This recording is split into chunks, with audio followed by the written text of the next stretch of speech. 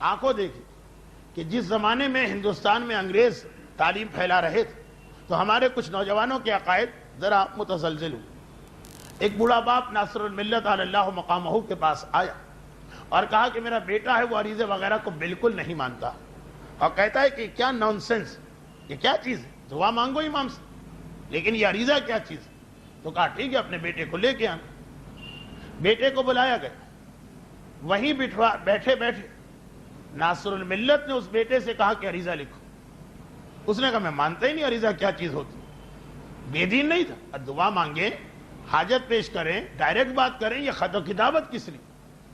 اس کے باپ سے کہا تم عریضہ لکھو۔ عریضہ لکھا۔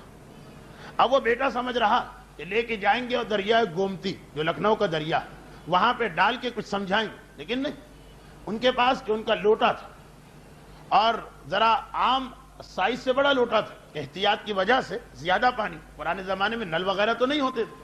ہمارا مسئلہ یہ ہے کہ ہم جاتے ہیں حمام میں 1 لوٹا 2 لوٹے 3 لوٹے، لیکن اس وقت تو جتنا پانی لے جا سکو گے بس وہی پانی، خاصے بڑے سائز کا لوٹا تھا۔ باپ سے کہا کہ اس لوٹے کے اندر عریضے کو ڈال۔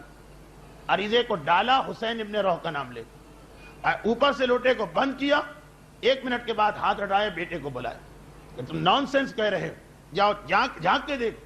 اب وہ لوٹا کتنا ہی بڑا ہو، کیسا ہی کنگ سائز کیوں نہ ہو، مگر کتنا بڑا ہوگا وہ لوٹا، ایک آدمی کو اٹھا کے لے جانا اور بوڑھے آدمی کو کہ آپ دیکھو اس کے اندر واقعا سارا پانی تک اس نے بہا دیا لیکن عریضہ اس میں نظر نہیں آ رہا۔ کہ یہ عریضے کا ایک فلسفہ، یہ امام اور ماننے والے کے بیچ میں خط و کتابت کا ایک سلسلہ، اور ایسا کہ جس طرح بس اب آپ پوسٹ باکس کے اندر خط ڈال دیا خط پہنچ جائے گا اپنی منزل مقصود پر، شرط یہ ہے کہ پاکستان جیسا ڈاک کا نظام نہ ہو۔